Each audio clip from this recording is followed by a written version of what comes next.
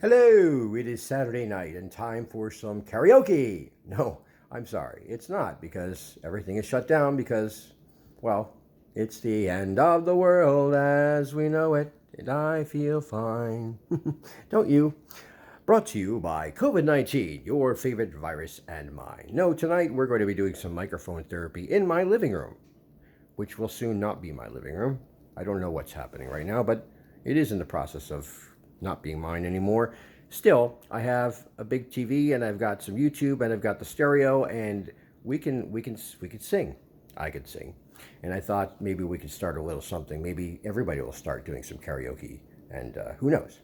But for right now, I thought I'd celebrate somebody's loss today. I normally, when somebody big passes away in the music world, I like to send them off at karaoke, and I can't do that tonight. But Kenny Rogers was a big one growing up for me and for my brother and sister and my family in general. We all loved Kenny Rogers. A storyteller. One of my favorite kinds of songwriters is a storyteller. That's probably my favorite, actually. And one little short story I'll tell about Kenny Rogers. When I was 16 and I was working at a radio station in New Mexico, I was able to buy my dad and stepmother Christmas present for the first time because I had my own paycheck. And I bought them concert tickets. And they were tickets to see Kenny Rogers and the Oak Ridge Boys. And when my stepmother opened the box, it was a big box with just little tickets in it. And they said, "Oh my God, I haven't been to a concert since the Beatles." I was like, "You saw the Beatles?" Anyway, that's my story. Anyway, Kenny Rogers, rest in peace. This was always my favorite of his. Simply, well, it's pretty obvious to anybody who knows me, but R.I.P. Kenny.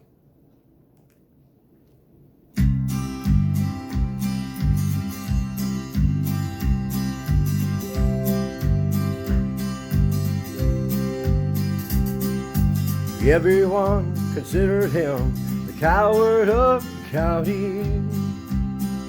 He never stood one single time to prove the county wrong. His mama named him Tommy, but folks just called him Yellow. Something always told me they were reading Tommy wrong. He was only 10 years old when his daddy died in prison. I looked after Tommy 'cause he was my brother's son. I still recall the final words my brother said to Tommy. "Son, my life is over, but yours has just begun." He said, "Promise me, son, not to do the things I've done. Walk away from trouble if you can. Now it won't mean you're weak if you turn the other cheek. I hope you're old enough to understand. Son, you don't have to fight to be a man. There's someone for everyone.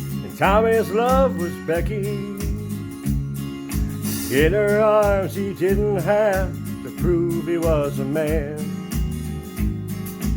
One day while he was working, the gathering boys came calling. They took turns at Becky, and there was 3 of them.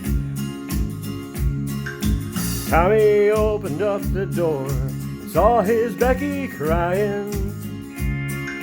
Torn dress, the shattered look was more than he could stand. He reached above the fireplace and took down his daddy's picture. As the tears fell on his daddy's face, I heard these words again. He said, "Promise me, son, not to do the things I've done. Walk away from trouble if you can. Now it won't mean you're weak if you turn the other cheek. I hope you're old enough to understand. Son, you don't have to fight to be a man." Gatlin boys just laughed at him when he walked into the barroom. One of them got up and met him halfway across the floor. When Tommy turned around, they said, "Hey, look, all yella's leaving." But you could have heard a pin drop when Tommy stopped and locked the door. 20 years of crawling was bottled up inside him. He wasn't holding nothing back. He let him have it all. When Tommy left the barroom, not a Gatlin boy was standing. He said, "This one's for Becky," as he watched the last one fall. And I heard him say, "I promised you, Dad, not to do the things you've done. I walk away from trouble when I can. Now please don't think I'm weak, I didn't turn the other cheek. And Papa, I sure hope you understand. Sometimes you gotta fight when you're a man." Everyone considered him the coward of the county.